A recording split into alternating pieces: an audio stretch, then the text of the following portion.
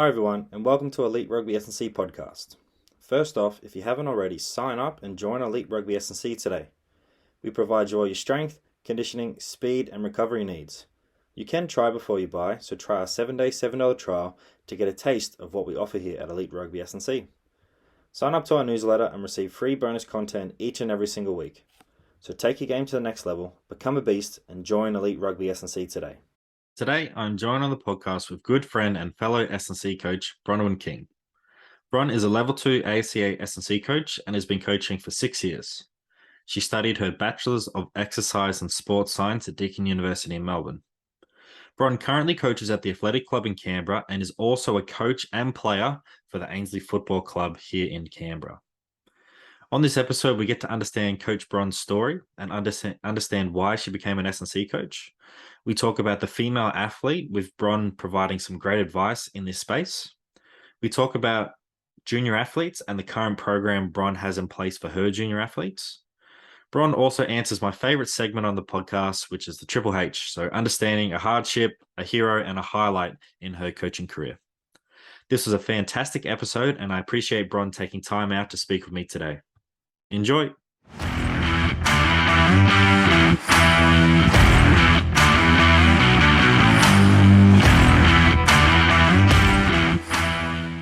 So g'day, Bron. How are you? I'm good, thanks, Keith. How are you going? I'm going well, thanks. So how's life going at the moment? How's the body feeling after the AFL season that you had in Canberra? Oh, it's going pretty well, thank you. The AFL season was great. It was a lot of fun, but I'm definitely enjoying having a bit more time in the afternoons now. But yeah, life's going pretty well. That's good to hear. So how did you end up becoming a strength and conditioning coach?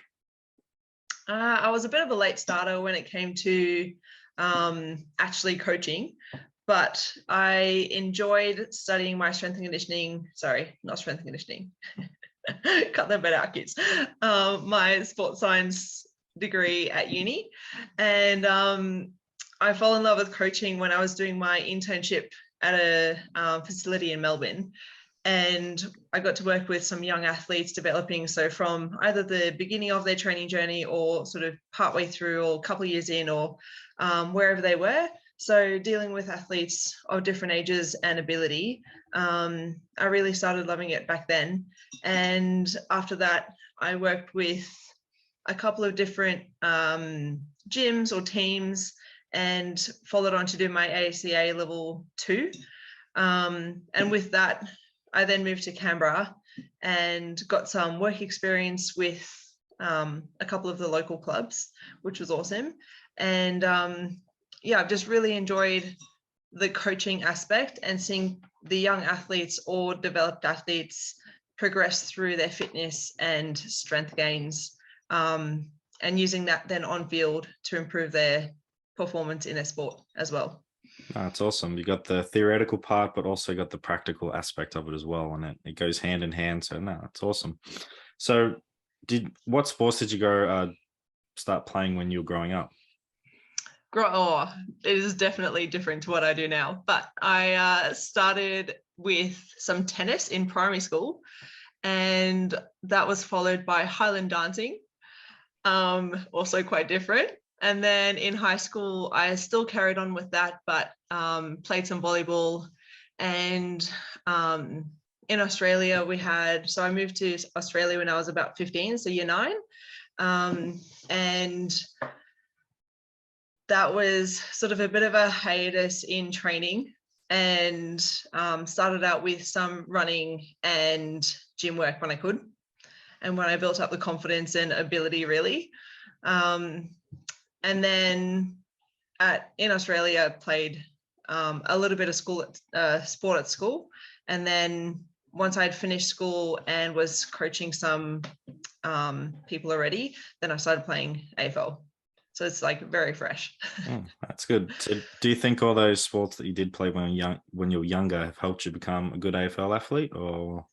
No, not very. No, I don't think so.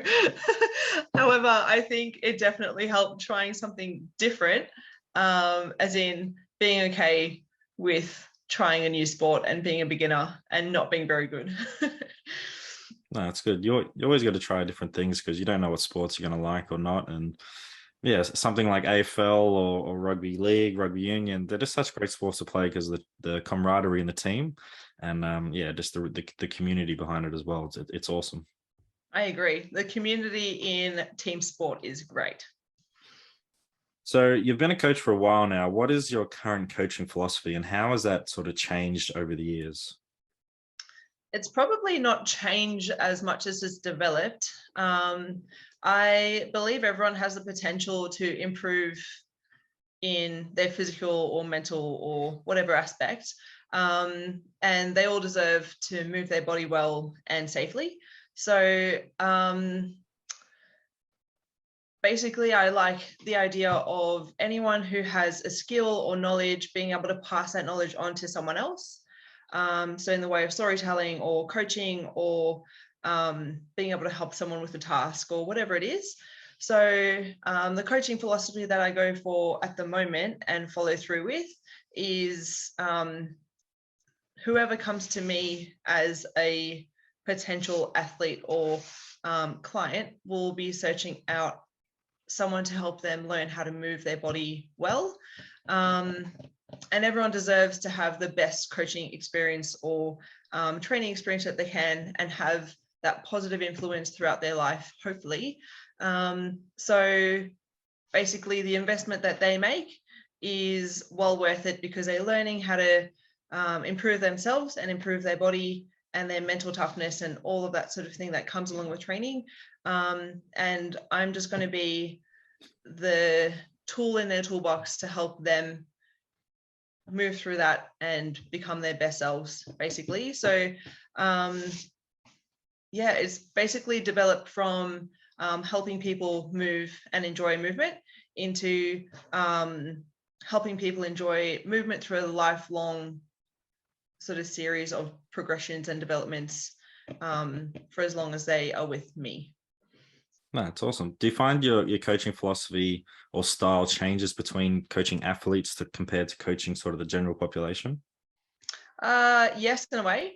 Sometimes it's about the same. So with the athletes that I'm working with, they're all a little bit younger. So for them, it's a bit more of take your time and learn things properly and learn how to load yourself in a safe manner. And their focus is not just for lifelong health. It's more about how to perform better in their sport. So the angle that I take is a little bit different. However, I still want them to learn how to move in the gym or on the field in a safe manner so that they can actually progress through their life pretty safely. So I guess the coaching philosophy doesn't change between populations. It's just the delivery of that is slightly different. Awesome. So being an S&C coach, you have been an athlete here in Canberra for a while now, playing AFL. Do you think being an athlete has helped you become a better coach? Yes. And I actually started playing AFL because I didn't know what the people that I was coaching were going through on the field. So it's helped me definitely have an appreciation of fitness and being fit and being able to play without being completely terrible with like passing the ball to the next person. And knowing the background of how you can move through your quarters and game and all that sort of thing in AFL or a different sport is actually quite helpful in the mentality that I have behind pushing through hard things in training. And the sort of language that I use is a bit different now. It's a lot more footy talk when I'm at footy and with those players. But yeah, so I definitely have found that has helped.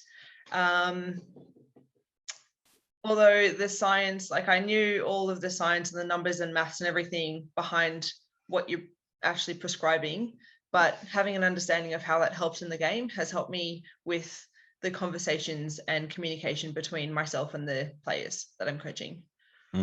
You're probably getting more buy-in from your athletes as well. It's like, wow, my coach actually knows sort of what I'm going through and what I'm feeling, and can really understand how I can become better, but also understand I've just played a big game. Like, I'm not feeling the best. Can I do this, or that? And you, as the coach, can be like, yeah, I can. I understand that, but we also got to be doing this type of training as well to help that and help recovery and all that type of aspects. Yeah, exactly right. I agree. I found, so I do play a bit of baseball every now and again. I have found being out of playing sport for a while, I sort of lost the touch in terms of really understanding what athletes go through if they don't get selected, and then going back to sport, having a coach that wasn't that good at communication and providing feedback on how I can improve to get to that next level. It really connected with me, so I could connect with my athletes and understand what they're going through. And they were more open to having these conversations. Even if they didn't go anywhere, it was still really good to be able to listen to them and really understand what they're going through. So I think for all coaches out there, if you haven't played sport in a while, doesn't have to be the sport you're playing, but it does really help. But just go play a sport and start to understand what your athletes are going through. Well, in our age group, we don't actually have selection for the game because everyone who is registered and is able to play actually shows up on game day. So sometimes we have a bench full of, I don't know, 12 people needing to go onto the field, but it is hard when, for example, someone doesn't get picked as often to get onto the field in a rotation. So it definitely helps with that sort of stuff, for sure. So what advice do you have for S&C coaches out there in the field? Is there anything that stands out to you that all S&C coaches sort of need to know? Need to know? I don't really, well, I think you need to know quite a lot of the basics. So do your study, do your reading, and continue learning the whole career that you have. But I think the most important thing that I have found is having a network of coaches around you is quite important. So there are all of the theoretical things that you can learn through your courses and studies, but then the conversation that you have with coaches about new studies or research or applications of that to their training and how they have changed their warm-ups or preparation or what they've added into training, that's just like, oh wow, I found that amazing with my athletes and they had great buy-in, or it made everyone feel amazing after their game or whatever it is. I think that's actually quite special. So the more S&C coaches that you have in your circle, your network, and talk to regularly, I think that's really, really helpful. And it's helped me quite a lot with like conversations with you and others about like coaching women, juniors and all that sort of stuff. And staying quite current with what other coaches are experiencing as well has been worth more than what I've learned and read in the past. Obviously that helps with the background of understanding, but being able to be quite open and honest with where you're at and having trouble, what you're having trouble with in your own coaching or athletic career can be very helpful. And knowing that you're not alone in what you're experiencing or trying. What about you? Have you found that there's anything in particular? I really think reflection is probably something that early on I didn't really do, but the last sort of 3 years I've done it quite a bit, is just reflecting on the session. And I've really been doing it lately with my current squadron at the Air Force, is just writing down things I've done well. So awesome. I want to see just a few notes, what went really well, what was the highlight of that session as well. Let's say, for instance, on Monday we did a 500-meter effort on the rower. So I thought that was the highlight because everyone worked really hard and pushed themselves, but there was that really good camaraderie. So that was the highlight. But then also talking about what can I do better for the next session as well, and then what's my action plan. So I think having reflection, something along those lines, doesn't have to be that, just reflecting on the session and also reflecting on the conversations that you had as well with your athletes and seeing if you can improve that, because those are all the little things that sort of add up. And yeah, I would say that. And yeah, definitely having your connection, your so connections and like a group of coaches, or let's say for athletes, you have a group of athletes that you can sort of bounce ideas off and learn things from, even if it's someone from a different team. If you can bounce ideas and learn from that person, you're going to be better off from it, and they might give you some good insight on how to become better or understand the situation better as well, or just someone there to listen as well. So I think, just like you said, having a group of coaches, or if it's a group of athletes, yeah, you can't go wrong with that. I agree. And the reflection is something that I used to do a lot more of, not so much at the moment, but I definitely want to do more of it in comparison to the past year. I've been doing it more for like junior athletes, but even the general population. I think I talk with my coworker quite often about what went well, what didn't go well, and what can we do better for semi-private training or classes or whatever it is. And we are constantly trying to work on improving the morale and camaraderie in those sessions. And team culture is really, really important. So knowing what you've done in that session and then what you can actually improve for the next session is really good. It's a key takeaway. 100%. And for athletes out there, I think it'd be really important as well for you to reflect after the game as well.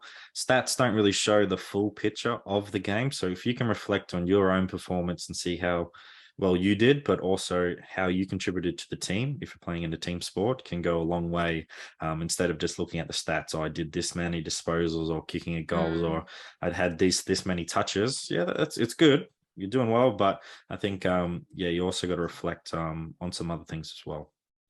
Agreed. So what's it like working at the athletic club? Because you've been there for a while now. So what's it like to be the fittest, strongest, and best coach there? I hope you don't send this to Matt. He'll be so offended by that. But it's a really great place to work. I have never loved a job so much. So it's just a really fun environment to go into. The gym is a very positive, I don't know, like it feels like a second home, but we really trying to make it a positive environment for people to come into, have a really great session, enjoy training, because I think enjoyment is one of the best ways to actually stay active and keep doing what you're doing. So we really try hard to help people enjoy their sessions. The banter's always going off the charts. The music's always pumping.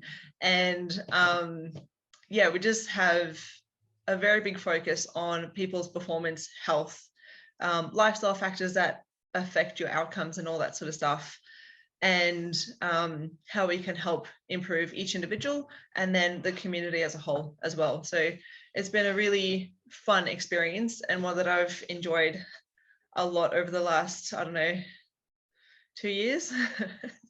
I can't remember. That's good. I can't sort of stress how important it is to be training at a place that you really enjoy.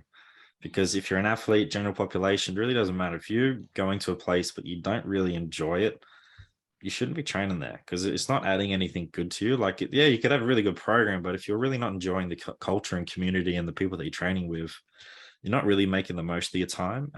Especially athletes out there who, if you're just going to a gym that's, you're not training with your team, and you could be training with another coach or whatever it is. Like, if you're not really enjoying the culture and the community there, I would say you're wasting your time, and go adventure out and find somewhere that you feel like you're valued and the coaches value and help you improve your game, but also help you improve you as a person.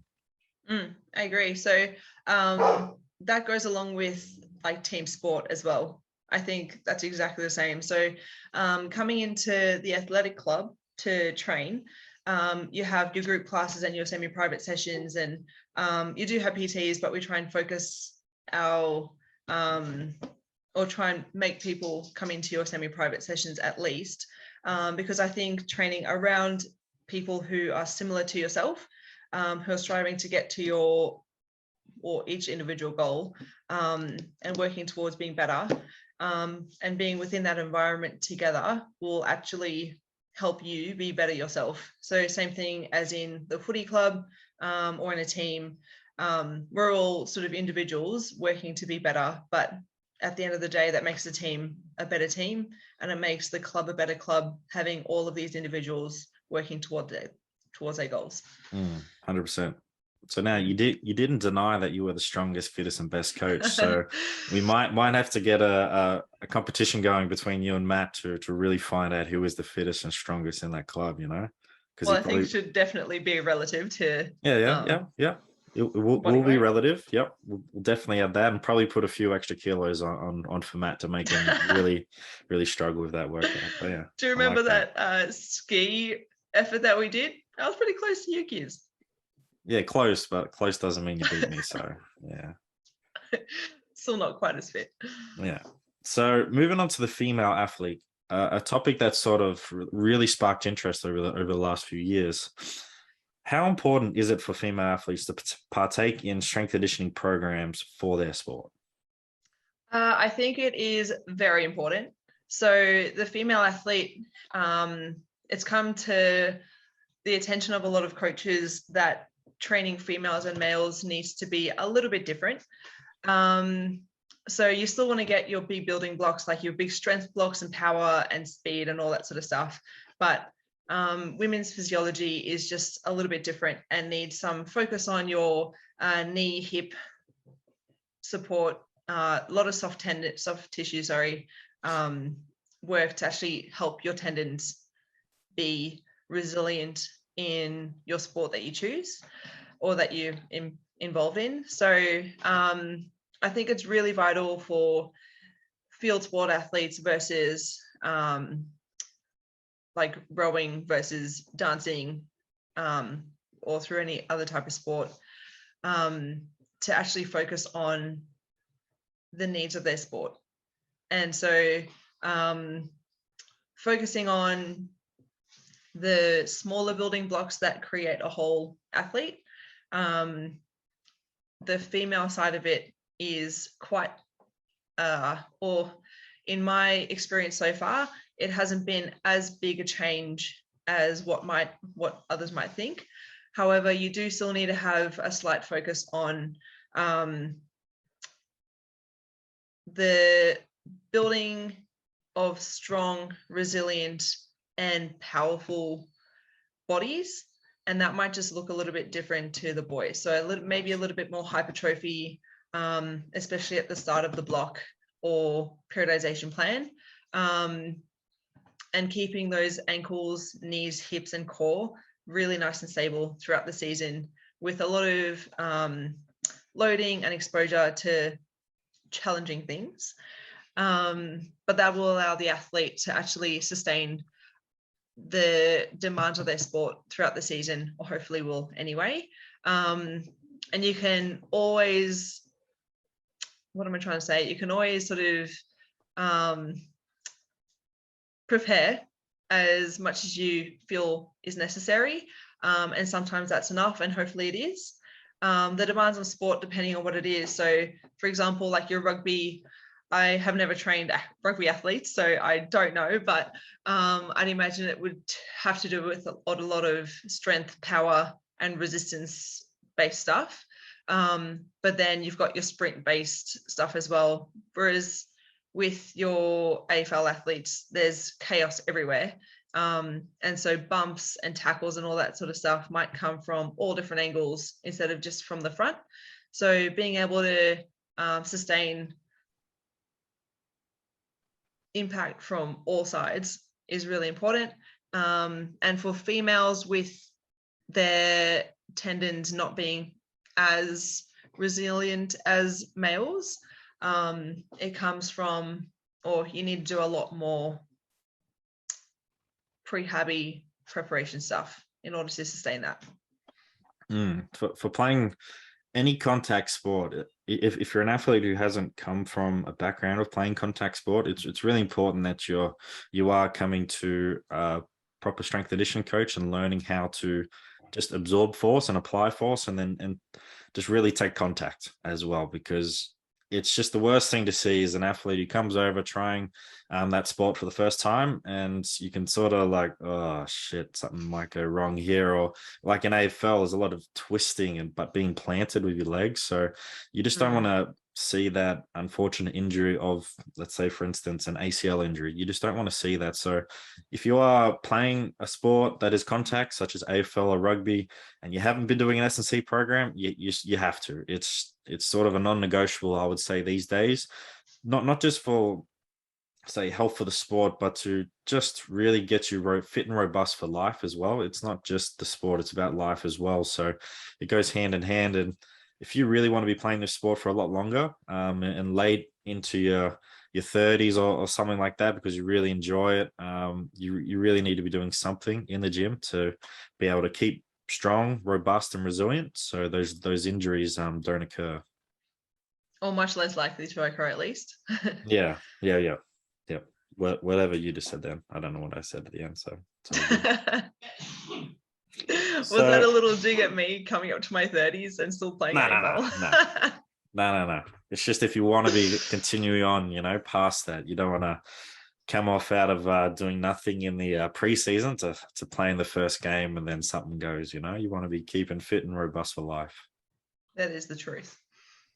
So, what advice do you have for female athletes wanting to participate in an S&C program, but sort of feel a bit intimidated or a bit nervous to join? I would suggest finding a program, a facility, or a gym that has, first of all, an inviting vibe. So you don't want to go in there and be like, oh my goodness, this is so scary. It's something that should be like potentially a little bit intimidating or scary to start off with. But then when you enter the gym, you should feel quite comfortable. So the coaches and people that are there should not put you off straight away.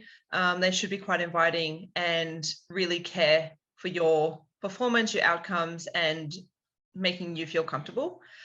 I would suggest finding a coach that cares about the community that is surrounding you as well, and one that supports your goals. So that's something that I really focus on with the girls that come into our gym, helping them feel comfortable and not intimidated with what they can see when they walk in. We work in quite a boutique style gym anyway, so it's quite inviting in comparison to one of the big Globo gyms that you can go to.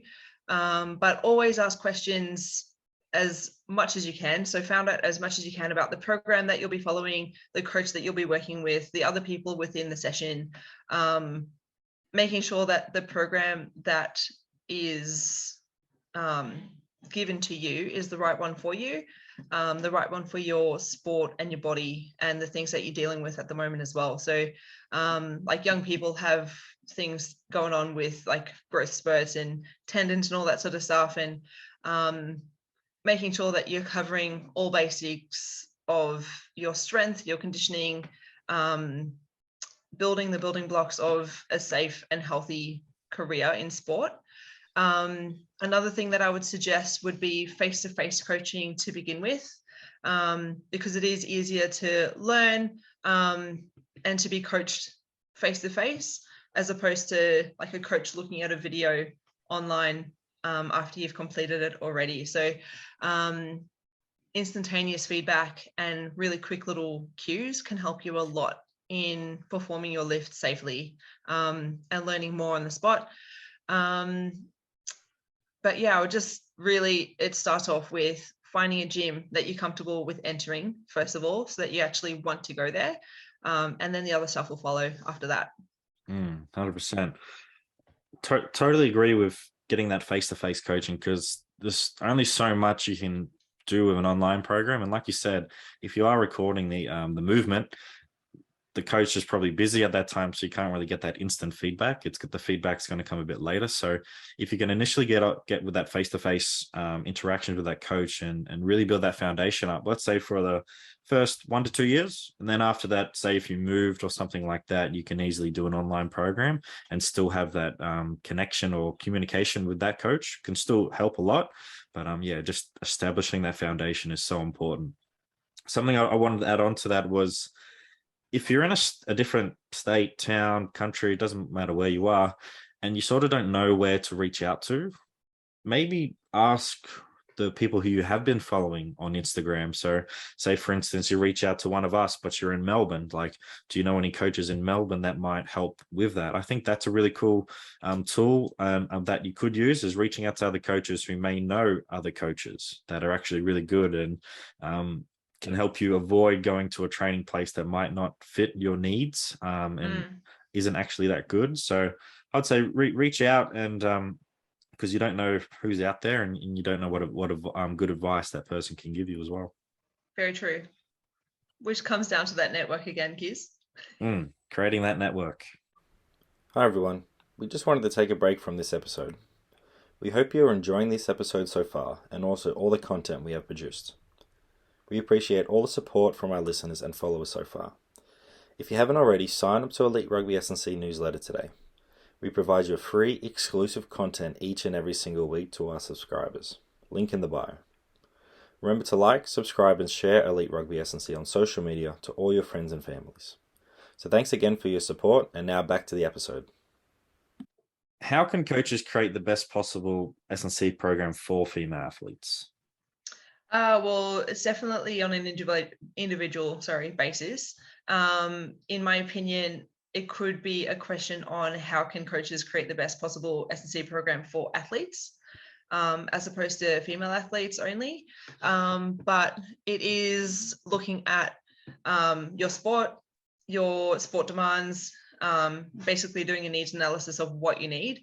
But looking at what buckets are already pretty full within your performance and training life, and then filling up the buckets that are not so full. So you might be doing a lot of speed work on the field, but then you haven't ever lifted a weight. So obviously there needs to be some work within the gym, or learning how to move the mechanics of all of your landing, jumping, whatever. So you need to have a broad spectrum of input and stimulus.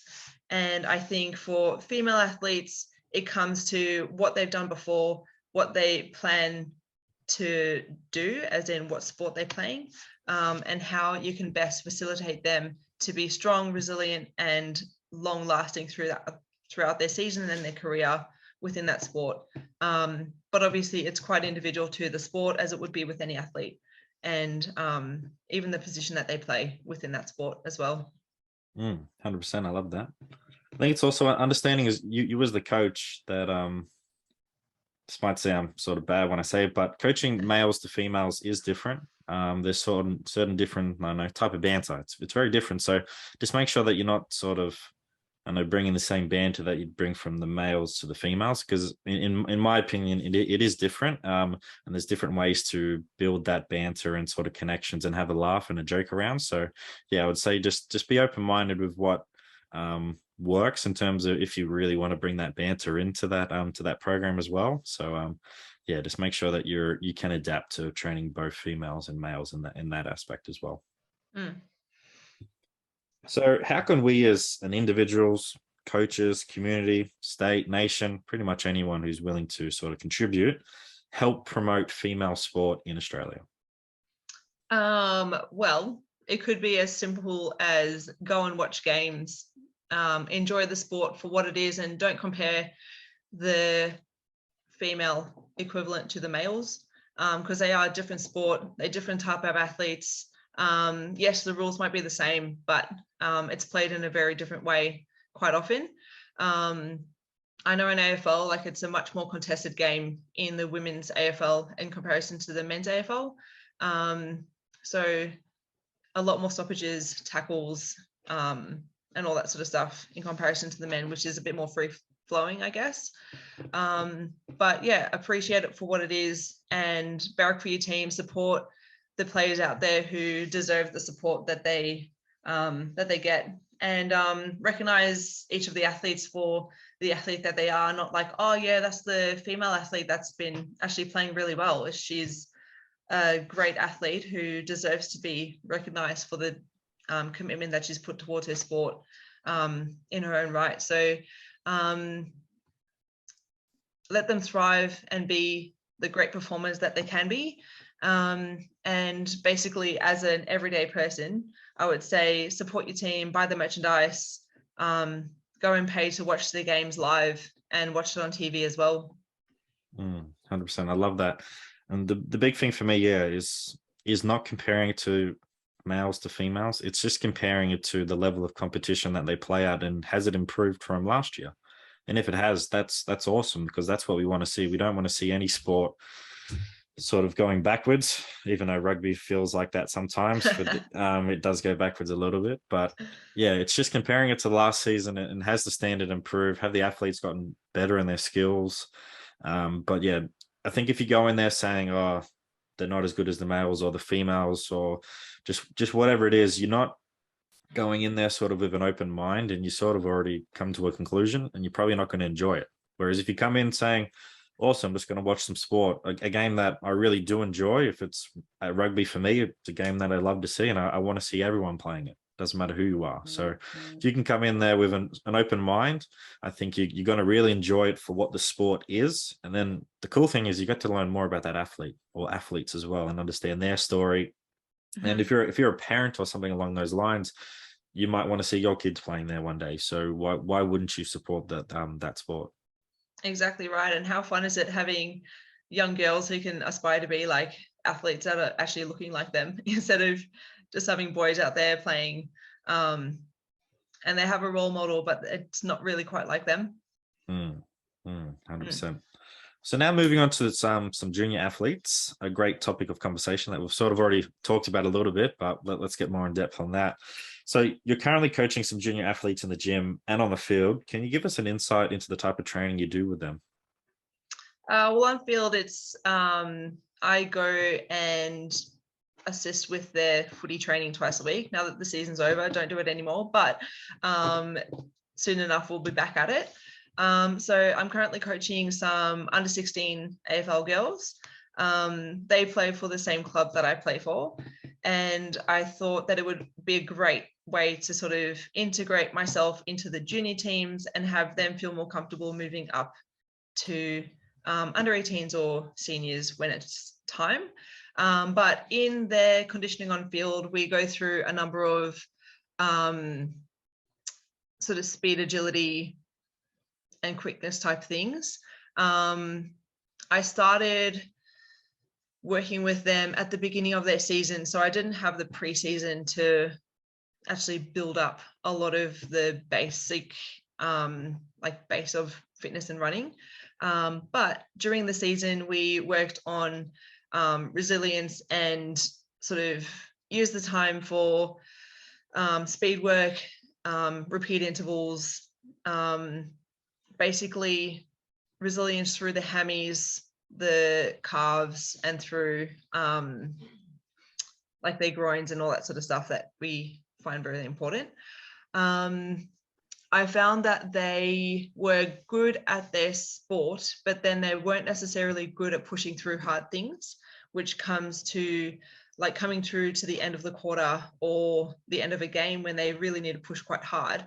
They just weren't as good as they were at the beginning of the quarter. So we used the training time to not just work on like fitness and conditioning, but actually push through harder intervals and doing repeat efforts for the sake of mental toughness and pushing through it and still keep going to a certain extent without giving up on themselves and the teammates.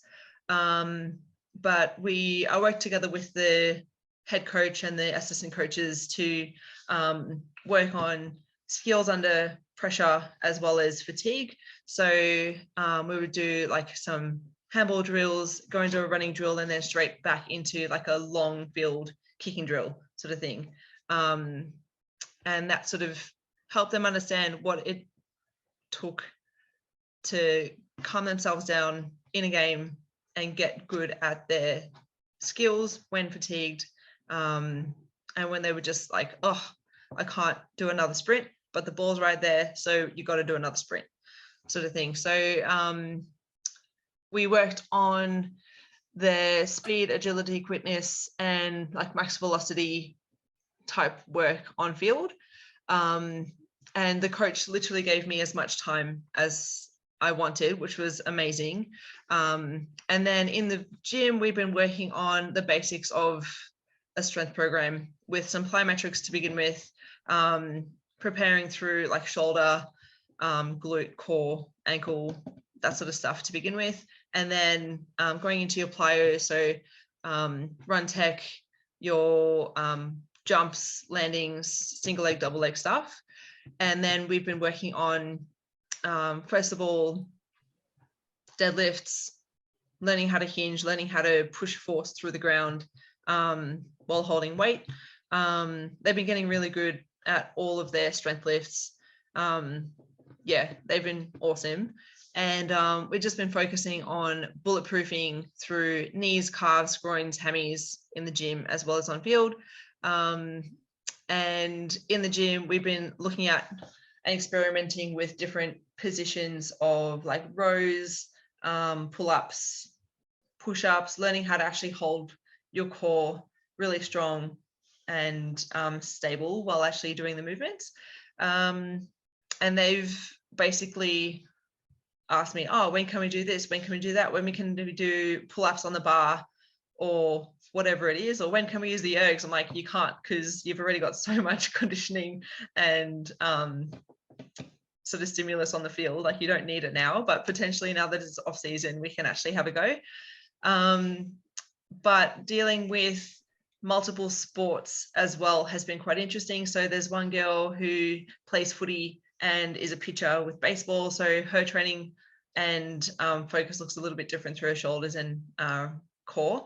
But the other guys are just great. So they'll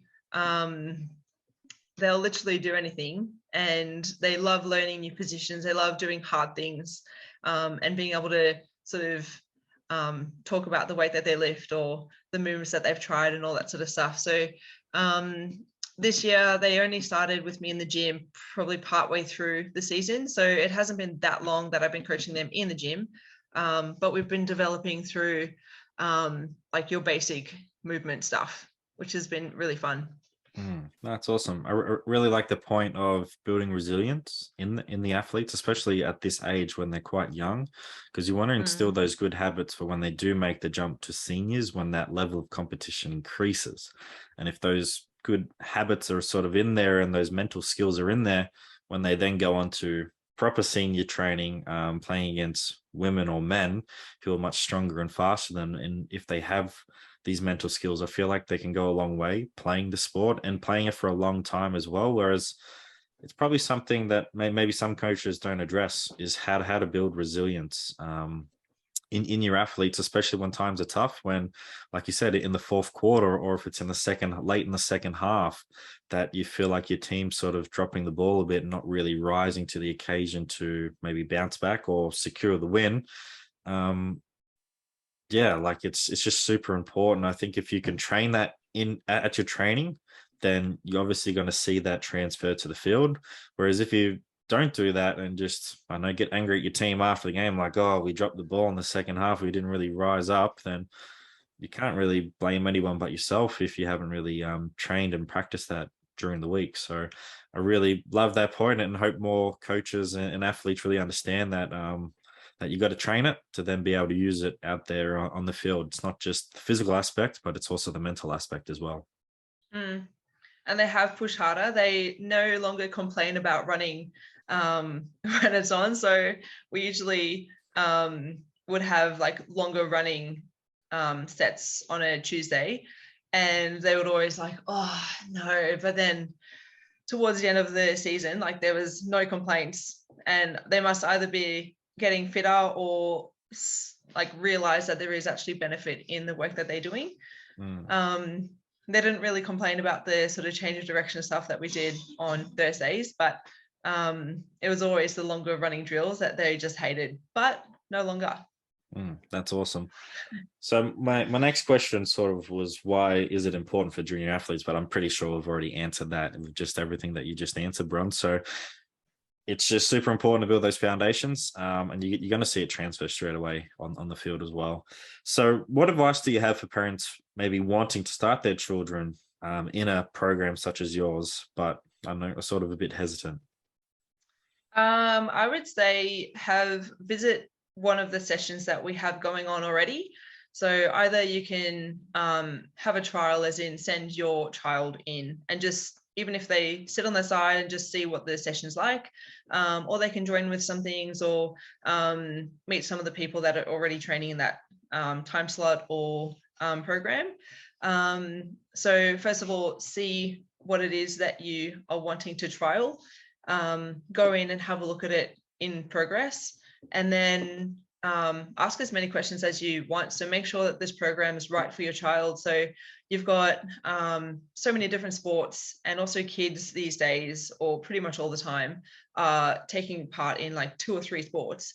So I know a couple of the people that I was training or am training have like 4 nights a week of sport, plus my session in the gym, plus 2 games on the weekend or 3 games on the weekend. So that's just a lot of loading. So making sure that the coach understands the loading that your child is actually going through per week, whether that's in like all of your different sports, or like if they're just playing the one, they're making sure that they're having enough loading or just the right thing to progress without harming. Will your child enjoy spending time with the people in that session or with the coach? Will they get along? So like we said before, you want your child to be enjoying the environment that they're going into, or anyone really. So you can't sort of send your daughter or son into a session that like, oh, the coach is just horrible, or they have all these jokes about, I don't know, can't lift, or I'm trying to think about the ones that we have. But you don't want to send your awesome kid into a session that they're going to hate. So as long as that's a happy, friendly introduction, you're probably going to have no problems. There are lots of different performance-based programs that you can find around Canberra and around the country. But you do want to make sure that it's got the right sort of progressions and mindset and energy around it for your child. So making sure that their personality will fit in. You don't want your little athlete to be hating on the gym or just finding it a really hard experience to enjoy. 100%. I love all that. And it's probably also just asking the coach that you're going to, like, do you have a current sort of junior athlete program, or is it sort of a bit of I don't know what the word is, but it's just like, I know they sort of make it up as they go. Like, is it an actual long-term development plan, or is it just a scaled back program that they're already doing with a few of their older athletes or clients? That's not really appropriate. So I think adding that into the question, really making sure that you as a parent are choosing the correct place for your athlete to grow and strive, and not do anything that they shouldn't be doing too early as well. Very true. So now we're going to move on to sort of my favorite segment. So Triple H, something that we've brought in the last sort of few weeks and few episodes. So we're going to try and get to know you a bit better there, Bron. So hardship, that's the first H. Can you think of a hardship in your coaching career that sort of stands out, and what did you learn through this hardship? And just can you give us an insight into that?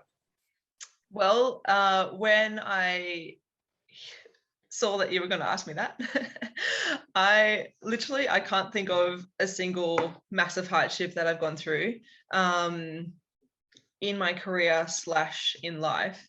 But something that I found has been hard but very helpful is being faced with a lot of adversity in who I coach. And so someone that I've never coached before comes in, and I don't know, maybe they can't use their can't use one of their limbs as well as the other one. So you have to sort of think about different ways to coach them. Instead of doing things that require 2 arms, maybe just use 1 arm with a little bit of support from the other, or whatever it might be. So I've learned about communication styles between different demographics and age ranges, and people who come and walk through the doors. And it is kind of refreshing to realize how much you actually learn from your years of coaching, and the different people that you do coach, or different sports or backgrounds or whatever that come into the gym or on field. like it is awesome to learn more about how to coach different people, whatever they are going through, wherever they start. So coming in with zero training experience at all versus coming in with 5 years of training experience from another place. It's quite different coaching those two different people versus like younger kids versus like a 60-year-old person who's wanting to live healthily and age well versus like the young person might be looking for sport performance and like gaining a bit of muscle. So yeah, That's awesome. I think no big hardships, unfortunately, or maybe it's a good thing. I'm very grateful. But yeah, hopefully I'll continue to learn. Hopefully I'll also have a happy and not hard career. Fair enough. Hey, the next H is hero. So who is your hero and why is this person your hero? Well, I have a big appreciation for female athletes who have worked through their hardships and still come out at the top of their game. So people such as in the CrossFit world, Tia Toomey, she's won on so many levels in my books. Like she's absolutely held herself to the highest standard of her training and performance. And she's changed her whole lifestyle to actually be that person. And winning like the CrossFit Games year after year has just proven that she has held herself to that standard without being like, oh, yep, got one, can move on now. And I'm happy with that. But she's done so well to maintain her performance over so many years. And another one is probably going to be Serena Williams. So being an awesome tennis athlete, starting young and sort of developing from like a young girl, always with a tennis racket in her hand, apparently, and learning through her whole life about how to be the performer that she is, not necessarily a tennis athlete, but the woman that she's now is one of those strong, resilient, and absolute like powerhouses that you see on court. And it's come from like years of hard work, determination, and the drive to always be better and never give up and always just fight for the next improvement that you can make within your lifestyle or performance or like your craft. So all of her tennis skills and everything are always improving and still like she's amazing. No, that's awesome. Yeah. Two great role models to look up to from two different sports, but have still been so dominant for however long it's been. It's been great to see, and it was great to see Serena finally play in a tournament again, but and also retire. You know, like she is just gonna be able to relax now, but her legacy will live on forever. And it was great to see just someone dominate the game, but also change the game. Because growing up, it's like I don't think I ever saw like a tennis player who was like so powerful. Like normally it was just sort of great skill, but I don't know, for me it felt like she changed the game with just how powerful each shot was. She was a bit didn't fit like her body shape was different compared to the other ones, and that was really cool to see. Like you don't have to be a certain way to play that sport. You can be a different body shape and then add a unique aspect to that sport, and then you can also dominate it as well. So I really like that for me personally. Yeah, no, she's I agree with you, changed the game, changed the way women play as well as men, I think. And the proof that you can be yourself while competing at the highest level as well. 100%. And the last H, highlight. What is a highlight that sort of stands out in your coaching career so far? Well, the highlight for me is being part of people's lives and seeing, like, sort of almost sitting in the background and watching them like absolutely thrive within their lives. So whether it's like the younger athletes performing so well on the field, or even we coach a lot of general population people and seeing them absolutely like thrive in their professional careers, or finally reaching that 5-kilometer run, or being able to show on our scans and everything that they've put on heaps of muscle mass and maintained their body fat or lost body fat at the same time. So seeing people's achievements throughout the years has been like one of the massive highlights for me. And as a coach, you are just a tool in a toolbox, but you might be a massive part of their life or quite a small part of their life, but however big that part is, I think I've loved being at least a little bit of a positive part of their life, and being that little support person who will always help and sort of help you strive to be better. And yeah, it's been really fun seeing a lot of people very happy with what they can do and their capabilities within the gym. 100%. That definitely is one of the better aspects of being a coach, is seeing other people achieve their goals. It's awesome to see. So last two questions. So how's your parking ability going, Bron? Have you learned how to park properly yet? You know, there is a bit of context behind this little bit of banter, everyone. So at the start of the year, me and Bron went down to Sydney for a play conference, and getting to the hotel, it was a bit of a tight park, but at the same time, it was pretty standard type of park, you know. And old Bronwen was having a bit of trouble getting the car in there, and I had to jump out of the car and help direct her in. But in saying that, there is a bit of banter my way. A few years ago, I had to parallel park on the opposite side of the road. I need to emphasize the opposite side of the road. She has not let me live that down, because it took me like 20 goes to get into that space. So yeah, it's a bit of banter that we got going on.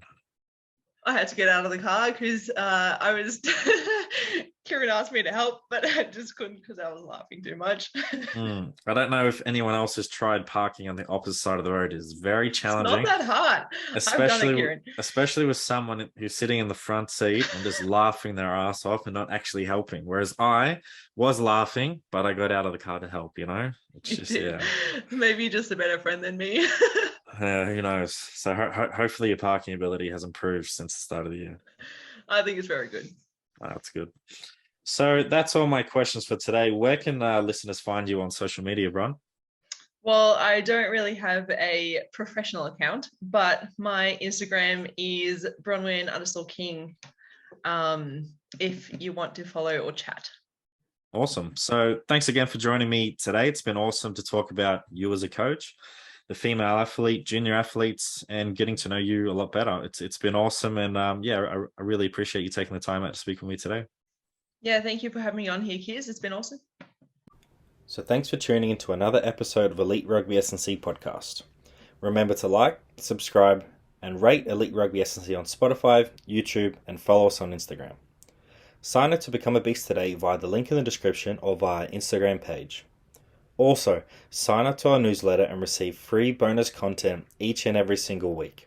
So don't wait, make that good decision and join Elite Rugby SandC today and take your game to the next level.